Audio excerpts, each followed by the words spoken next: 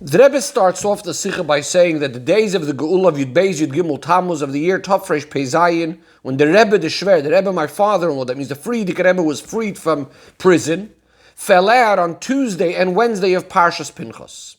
So too in regards to his Yom Uledes, that's Yud Beis Tamuz of the year Tafresh Mem, the Frierdiker Rebbe says that in the time when the Torah is read, that Parshas Pinchos is read in the Torah, that is when I was born. And most of the things that happened with me and around me, says the Frierdiker Rebbe, are hinted, either in a hidden way or in a more revealed way, in Parshas Pinchos. That means to say that the Geula and the Avodah, and generally all of the Inyanim of the Frierdiker Rebbe, have a very strong connection with Parshas Pinchos, by whose name this Parsha, this Sedra, is called. And as it's hinted also in the fact that the second name of the Baal Geula of the Frierdiker Rebbe, Yitzchak, is begematria the same name, the gematria the same numerical value as the word Pinchas, as it says in the Zohar. So the fact that both of these names, Yitzchak and Pinchas, have the same numerical value clearly shows that there's an inner connection, there's a similarity between them, especially when this is a gematria that's brought in Torah, that's brought in the Zohar. We also see the connection to the first name of the Baal Geula of the Frierdiker Rebbe, to the name Yosef. Because, as the Gemara says, Pinchas comes from Yosef, as the Pasuk emphasizes. It says, Ve'elazar ben Aaron, married from the daughters of Putiel. And who is Putiel? Chazal explained to us that this is a reference to Yosef. Putiel, from the word pitpet beyitzra, he overcame, or he scorned his Yetzirah. So Elazar ben Aaron took from the daughters of Putiel, from the descendants of Yosef, for a wife, Vateled loyes Pinchas, and she bore Pinchas. That means Pinchas is connected specifically to Yosef. Says the Rebbe, from the fact that it's specifically the second name of the Frierdiker Rebbe, that's more, in a revealed way, more connected to Pinchas, because we said Pinchas is begematria Yitzchak. Yosef is also connected to Pinchas, as we said. Pinchas comes from Yosef, but in the name Pinchas itself is connected more to Yitzchak.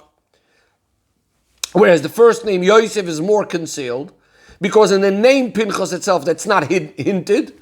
So we need to say that the connection of the Baal Geula of the Frierdiker Rebbe to Pinchas is in the Avodah that's more connected with the name Yitzchak, whereas that idea that's connected with Yosef is in a more concealed way, as we'll soon discuss. Says the Rebbe, the simple connection in a more revealed way of the Avodah of the Baal Geula with Pinchas is in the fact that the idea of what Pinchas did is his Maisa of Kanos, the thing that he did acting in a zealous way, as the Pasuk says, Bekanoi es Kinosi, in that act of Kanos of Pinchas that came because of the halacha that says Haboyel Aramis, one who has relations with a non-Jewish woman. Kanoin Poigin boy, the zealous ones, go ahead and kill this person. But that's not a halacha and a din in Shulchan Aruch that you have to do this. Rather, if this kanoi, if this zealous person comes to consult with a beis din, then we wouldn't instruct him to do it. Furthermore, not only don't we tell him to do it, but according to some Rishonim, it's not even as if the Torah is commanding and instructing, giving a hirah that this is what a kanoi should do. It's rather only harishus biyadeh. It's an optional thing that he's allowed to do it. Says the Rebbe, in a similar way, we saw the anhaga, the conduct by the Baal Geula, by the Frierdiker Rebbe. Bekano Yeskinosi, that he acted in this very, very zealous way. His Mesiras Nefesh for strengthening Torah, supporting Yiddishkeit in that country in Russia that had brought to his imprisonment, was in the kind of Mesiras Nefesh that it was, is the type that there's no chiyuv, there was no obligation al pidin. Like by Pinchas, ein moirin kain, it wasn't something that we instruct someone to do. Rather, it was harishus biyadei. In other words, he was allowed to do it. It's an optional thing, but not that he was supposed to do it. In other words, we find in halacha regarding Mesiras Nefesh, if it's not for those three things, that the halacha is clearly a harig v'al yaver, that a person needs to allow himself to be killed and not to transgress. So when it comes to other mitzvahs loisase or mitzvahs aseh, So there's clearly no obligation to give up one's life in those situations, but rather, harishus biyada, he's allowed to if he wants to, but he definitely doesn't have to. The Rebbe says we could ask.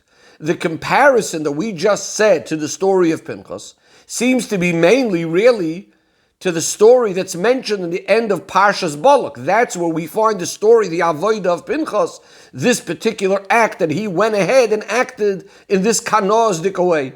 In fact, says the Rebbe, the kvius, in a number of years, perhaps even most years, of the Yom Ledes and the Chag HaGeula of Yud Beis Yud Gimel Tamuz are in fact in the week of Parshas Balak. So again, in the end of Balak, that's really where we see the story of what Pinchos went ahead and did. The question is, what is the connection as well to Parshas Pinchos? In other words, to the way that this story or the aspects of this particular incident is related in Parshas Pinchos. Says the Rebbe, we're going to understand this by first prefacing what says in the Yerushalmi. In Yerushalmi it says that what Pinchos did was shaloi b'rtzoin chachamim. It was something that the chachamim were actually not happy with.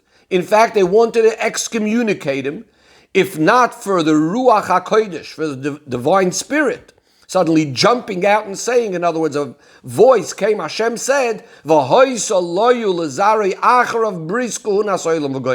that this, because of what Pinchas did, there's now going to be this covenant of kahuna forever, that Pinchas himself and his descendants are going to be koyanim. Says the Rebbe, from here we understand even more what kind of great act of kanos he did. Before this Ruach HaKodesh came about, before this voice came out and announced that what Pinchas did, Hashem was happy with, and he's going to be a kohen. So Pinchas knew that what he is doing is something that the Chachamim are not exactly very excited about, they're not happy about. That means that according to the Das Chachmei HaTorah, what Pinchas is about to do has no room. So in other words, his act of kanos, his zealous act, was a Mesiras Nefesh not only physically, but also a Ruchni is the Mesiras Nefesh. A Mesiras Nefesh also mitzad neshama, because what he's doing is something that the Chachmei HaTorah are not happy with. They want to excommunicate him. And nevertheless, when Pinchas sees a situation that Vayeshev Yisrael b'Shittim, that the Yidden are found in Shittim, which is the place where they do the Averos. And as Chazal tell us that Shittim represents Ein Adam Oiver Aveira Elim Kenichnas Beiruach Shtus, that the reason Yidden are acting this way is because a spirit of foolishness had overcome them. And that as a result of this, a Magefa, a plague had broken out by the Yidden. So Pinchas says to himself, how is any of my own personal body or neshama matter at all? In other words, he's ready to give it up completely, if at least he could manage to remove Hashem's anger from Bnei Yisrael. This type of kanoyas kinosi, this type of zealousness, in a way of Mesiras Nefesh, is coming, where it's coming from is from the very, very essence of the Yid, which in root, the neshama of the Yid b'shoyresh is even higher than Torah, and therefore this is a Mesiras Nefesh that's going beyond the limitations of Torah itself. And this is actually why the reward for it is what says in this parsha, V'hoisa loyu lezari acharav bris kohuna soilam, that Pinchas and his descendants are now going to be koyanim forever, which is again higher than the measurements of Torah. According to Torah, the idea of kohuna is something that comes be Yerusha from a father to his children, but since Pinchas himself was not a kohen at that point, so, according to the rules of Torah, he couldn't have been a kohen and get the kohuna for his children after him. But because kinei lelikov, because he acted in this particular way, that his kanos, his zealousness was purely for Hashem himself, his connection with Hashem, something that goes even beyond the measurements of the Torah. As we said before, the Chachamim weren't even happy with what Pinchas did. This is why Hashem gives him the kohuna for him and his children after him, even though according to the rules that Hashem himself put into the Torah, this has no room. Says the Rebbe, according to this, we can understand that it's specifically in Parshas Pinchos. We asked before, why not Parshas Balak? But it's specifically in Parshas Pinchos, where Hashem says these words, V'hoisa loyu lezari acharav bris kohuna soilam, tachas asher kinei lelikov, because he had acted in this way for Hashem, v'yechaper, and brought the kapara for Bnei Yisrael. This is where it's revealed that this kind of kanos of Pinchos, acting in a way of Mesiras Nefesh, both from his guf and his neshama, despite the fact that it was not according to what the Chachmei HaTorah wanted, and they even wanted to excommunicate him. But here's where it's revealed that this is really the true Rotzoin, desire of Hashem, which is even higher than Torah, as we could see how Hashem rewards him. Says the Rebbe, now we can apply this and understand the comparison to the Baal HaMaiser V'Hagula, to the Frierdiker Rebbe. Not only was his work in spreading Torah and strengthening Yiddishkeit a Mesiras Nefesh only as far as physically concerned with his body, and as we said before, it was even for things that Al Pi Torah, you don't even have to be Moser Nefesh, as we said before, Ein Moirin Ken, you're not instructed to do so. But furthermore, it was in a way that many of the Gdoilei and Chachmei Yisrael of the time completely did not understand this sort of conduct and therefore didn't agree with the Frierdiker Rebbe. And they themselves acted differently. As we said before regarding Pinchos, that the Chachmei HaTorah didn't even agree with him. So in other words, this is a Mesiras Nefesh on every step of the way, and not only his own Mesiras Nefesh, but as we'll soon see, he even included other Yidden in this Mesiras Nefesh. Especially, says the Rebbe, that his Mesiras Nefesh was in a way that he's placing in danger also the rest of all of his holy work. As discussed already in another Sicha, this is actually the Sicha that we learned the previous week, where the Rebbe discusses the idea of Yud Beis Tamuz as well, that the main Gzeira was for the fact that for which he was arrested was because he dedicated himself to the chinuch of little children, to Noike Shel Beis Rabban, which means that together with the Mesiras Nefesh, physically, with his body mamish, he was also putting a Mesiras Nefesh, he's also giving up, so to speak, his neshama, his ruchnius, because he's putting in danger all of his other work on behalf of this idea of chinuch tinoike shel beis rabban. But this is because, says the Rebbe, the Frierdiker Rebbe knew that the situation in the country at that time, in Russia, this was something that was relevant to the very existence of Yidden and Yiddishkeit. That Chas v'Sholem, Neiri Yisrael, the light of Yiddishkeit, shouldn't be extinguished, Chas v'Sholem. And therefore the Frierdiker Rebbe didn't make any cheshbonis, any calculations, no limitations in his Mesiras Nefesh on behalf of the Yidden. Says the Rebbe, and just like we saw by Pinchos that eventually it turned out that we saw that Hashem agreed to all of this, in a similar way, when the Frierdiker Rebbe is redeemed from his prison, it's now revealed to everyone that it was all really about Asher Kinei Lelekov, that he's having this Mesiras Nefesh for Hashem. Vayechaper al Bnei Yisrael. In other words, that this is the true avodah that was necessary in that situation, and that even down here in this world, in a revealed way, it was also that the world itself agreed with his avodah. In other words, they themselves had to free him and so on. Says the Rebbe, the difference is only that in the case of Kanoin Poigen Boy, in the story of Pinchos, the halacha remains ve'ein moirin. We don't instruct someone to do this. But in regards to the way of the avodah of the Frierdiker Rebbe, the very geula itself is a clear hoyrah milmayla that this is the right avodah. And this is the way we instruct people to do. And the Rebbe says, as we saw clearly, that the Baal HaGula instructed, and he told other people to instruct as well, that this is the way we have to act. And the Rebbe says it's specifically this type of avodah that really kept up that fire of Yiddishkeit, of Yidden in Russia back then. Both by them and Zarei Acher of Beris Kuhuna Soilim, the Rebbe is using the same words as used by Pinchos, that both for them and their children after them, this is actually what kept up Yiddishkeit for future generations. Says the Rebbe, we can now start understanding the connection from Pinchos to Yitzchak. I said before that Pinchos is the Gematria Yitzchak, because this type of Mesiras Nefesh has a special connection with, and it comes from Akedas Yitzchak, in other words, the real idea of what Yitzchak is all about. How so? Yitzchak's Mesiras Nefesh, this is by the Akedah of course, is not only giving up his body in the physical and literal sense, but it was also a deeper and higher form of Mesiras Nefesh. There was also a Ruchniistic Mesiras Nefesh over here. Because in addition to the fact that seemingly this was going opposite of Hashem's promise, Kibi Yitzchak Yikar Lechazara, that Yidden are supposed to be coming from Yitzchak, the Rebbe says, but the point is that by the Akedah, if Chas v'Shalom Yitzchak should be gone, then this would completely uproot what Avraham Avinu had worked so hard to plant. Avraham Avinu is trying to plant the the main points of Emunah in the Eibishter and in the whole world, Yiddishkeit, the whole avoid of Avram and Yitzchak is to publicize the name of Hashem in the world, and the whole continuation of Am Yisrael generally is now, Chas v'Shalom, it seems to be it's going to come to an end. And yet, Yitzchak went not only to fulfill the will of Hashem and the command of Hashem to Avraham, but he didn't ask any questions. He went B'leiv Shalom with a complete heart. Says the Rebbe, nevertheless, there's also a difference in the avodah of Pinchos and that of the Baal Hagula, as hinted in the fact that the name of the Rebbe, of the Friedrich Rebbe, is Yosef Yitzchak, not Yitzchak alone. Says the Rebbe, we're going to understand this based on that which is explained in Kabbalah and in Chassidus about the difference between Yosef and Yitzchak. So it says that Yosef is begematria 3 times the name Ban, Shem Ban, and Yitzchak is begematria 4 times Shem Ban. So the Rebbe doesn't go in over here to the details of Shem Ban, and really what's relevant for the further part of the Sicha is only the idea that Yosef is more related to the number 3, and Yitzchak is related to the number 4. But just very briefly, Shem Ban is one of the calculations of how Yud Kei Vav Kei, when it's spelled out in full.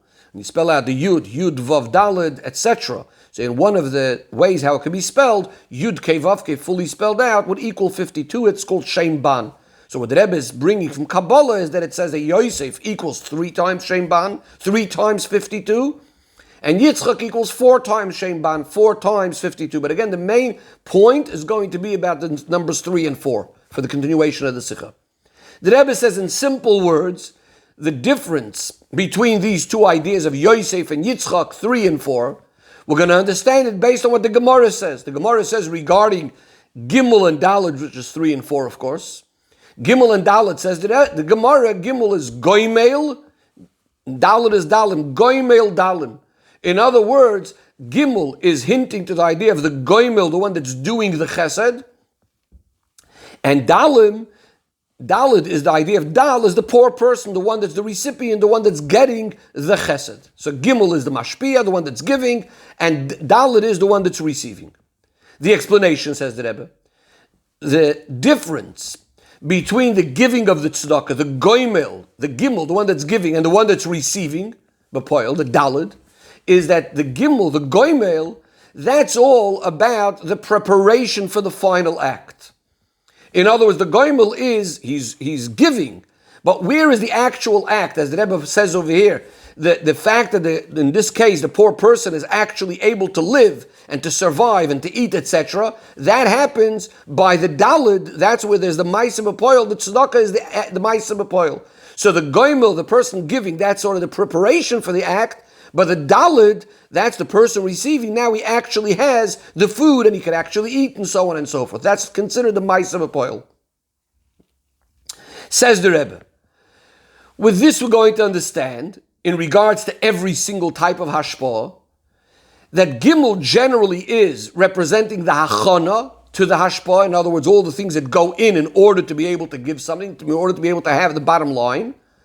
And that's all the way it's by the mashpia, by the giver. Dalid represents the end of the hashpah, the actual recipient by the makabel, by the person receiving it. The Rebbe says within a person himself, the Gimel will show when a person is preparing himself to do a certain act, and generally this will include all of his inner faculties, his seichel, his midos, and so on, which are all the preparation, to do the act. And then finally, when you have the bottom line, all of these faculties expressing them in themselves in Ma'aseh B'Poel, that will be hinted in the Dalid. The Rebbe says now we're going to apply this to these numbers of Gimel and Dalid to 3 and 4, which also come one right after each other in the numbers 3 and 4. Till now we're speaking about the letters Gimel and Dalid. So, because Gimel is Goimel and Dalid is Dalim. But the Rebbe says this is also in the numbers of 3 and 4. The Rebbe says every single hamshach, everything something is being drawn down, is generally coming from or is divided into 3 levels, into 3 kavim, into 3 lines or 3 modes. As the Rebbe is going to give examples soon. And then you have, by the very end of when it's coming down, the Gemara HaMshacha, when it's finally has come down, as it's coming to Ma'aseh B'Poel, now this is considered the 4th level, which comes after the first 3. The Rebbe says in the Oilomos, the example is in the spiritual worlds, we have the first three Oilomos, Atzilus, Bria, Yitzira, and then we have the fourth one, which is the world of Asiyah, the world of action. So the first three are sort of the preparation, what's going to come down into the bottom line. Asiyah is the world of action. And therefore the Rebbe says Gimel, generally, both the letter Gimel as well as the number 3 represents, in the Spherois, it represents the Sphera of Yesoid. What's the Sphera of Yesoid? Yesoid is being the Mashpia, is giving over into Malchus, but what's he giving over? Often we speak about the Spherois, the way they're split up into 3 columns, into 3 kavim. So we have the Chesed on the right, the Gvura on the left, Tiferes in the middle, and so on with the other spheres. And Yesoid is considered that sphere that's going to take all of that and be it Mashpia, so it's taking all these 3 kavim. And so now Gimel, the Yesoid includes all these 3 kavim. And finally you have the Dalid, which is the Sphera of Malchus, or also considered the 4th leg of the Merkava. And now finally this Dalid, this Malchus, is now going to practically take all of these inyanim and bring it down into the Oilamis, into the lower worlds. Says the Rebbe in a similar way, is regarding the names of Yosef and Yitzchak, which put together by the Friedrich Rebbe one name, and specifically in this order, first Yosef and then Yitzchak, because they're one continuation to each other. In Kabbalah it's discussed that Yosef is the level of Yesoid, which again, what's Yesoid? Yesoid is that preparation, everything that needs to go into the Hashpah and the Hamshacha, until it's going to come down into the practice. So again, that's like the Gimel, which is Goimel, that's the giver. And finally you have Yitzchak, which hints to the idea of receiving all of that Hashpah. Again, like the Dalid or the Dalim, the recipient. Or in the person himself, that's the level of Maaseh B'Poel, as mentioned. Says the Rebbe, in a more general way in the avoid of a person. So we have the general idea of the hachon of all of the preparation until you have the Maaseh B'Poel, is generally in the category of what we might call nishma, like we learn about something, we understand about something, we have all the preparations to doing it. And then you have the avodah b'poel, which is the dalid, which is generally the concept of nasa. So nasa is the Maaseh B'Poel, the bottom line, and nishma is all of the learning or the understanding or the kavanah, the preparations that you need to have in order to be able to do something. Says the Rebbe, now we can understand the connection between the type of Mesiras Nefesh that Pinchos has and that of the Friedrich Rebbe, which is again hinted in the names. Pinchos was not the Nosi Adoir. He was the one that he was not the one that needed to say to go on Mesiras Nefesh. He was the shliach, he was the one practically carrying out the Maaseh B'Poel of the Mesiras Nefesh of Moshe Rabbeinu. Moshe Rabbeinu is the one that's going to be, as we'll soon see, it's all coming based on his instructions. By the shliach, what mainly needs to be felt is the nasa, the Maaseh B'Poel. And therefore, Pinchos, we said, is Begamatria Yitzchak, which Yitzchak, we said, is that number, we said Yitzchak is the Dalid because we said it's 4 times Shem Ban.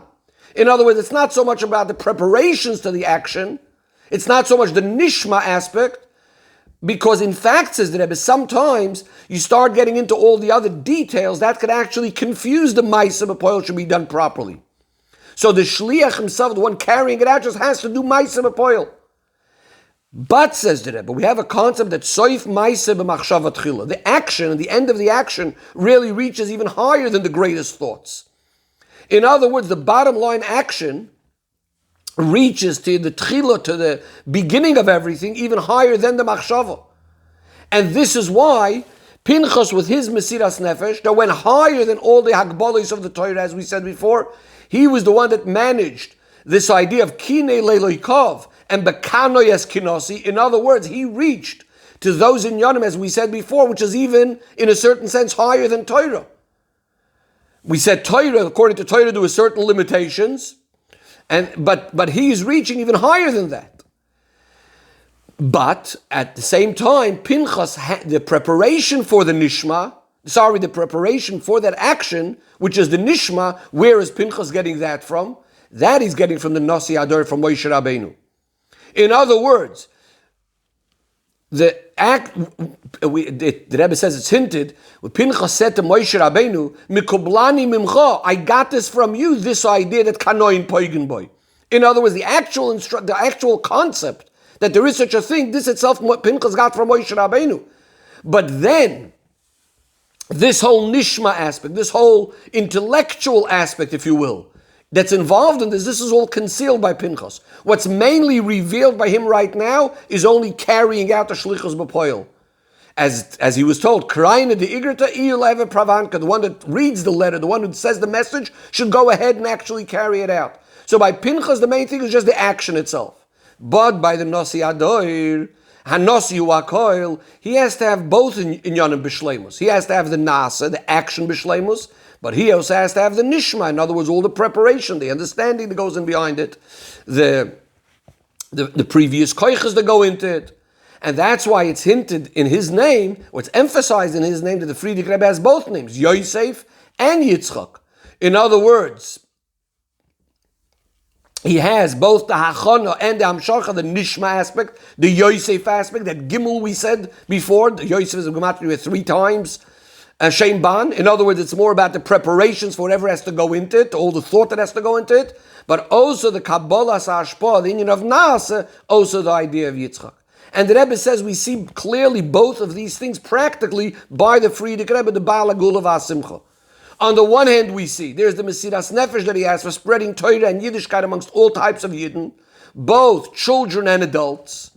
We have the idea by the Frierdiker Rebbe of building mikvahs, sending rabbanim, shachtim, moyalim, etc., and wherever they were necessary, founding chadorim for Tinoika Shal Yisrabun, for teaching Aleph Beis, for sending malamdim, etc., which all of these in Yonim is more like the action part. This is the nasa part. But on the other hand, we also have the Seder HaNaga of the Frierdiker Rebbe to teach and to reveal the deepest inyanim of Nigla de Torah and Pnimiyas HaTorah and Rozin de Rozin, the deepest secrets, which is of course more like the Nishma aspect. Says the Rebbe, this all gives an additional explanation in the connection of the Baal HaGula and his name Yosef Yitzchak to the idea of Pinchos, as well as a Hoyrah for each and every person is Avodah B'Poil. And the Rebbe says, by his shluchim, the Rebbe demanded, and continues to demand, that it should be in a way of what we call chatoy ve'achol, chatoy ve'ishti, which literally is translated as grab and eat, grab and drink. In other words, just go and do all the avodah immediately, ma'aseh b'poil, higher than any calculations, beyond calculations. That means first and foremost, the idea of nasa, that idea of bottom line, the Yitzchak aspect. We said Yitzchak is Begematria Pinchos. We have to go out there in the world and we have to bring about the Yidden shall fulfill Torah and mitzvahs. Even such a person that doesn't necessarily have the right preparations yet for it, in other words, he doesn't have yet the nishma, the understanding of all the matters of Torah and mitzvahs that he needs to be accomplishing with another Yid, nevertheless, he already has to have that nas, he has to have that bittul, that idea of putting himself away for another Yid, as it was by Pinchas, that was Moiser Nefesh to be poil, this idea of removing Hashem's anger from Bnei Yisrael. Within this itself, says the Rebbe, he has to be poil also on the other Yid, that by the other Yid, the main emphasis should be the Meiser B'Poil, because HaMeiser Hu HaIker. And as we know that the Halacha, it says clearly in Gemara and in Poskim, that if you just hirur lavke dibur dami, just the kavana, just the thinking, is not going to be good enough, and you're not going to be yoytze like when you have to say something with your mouth. You can't just think it.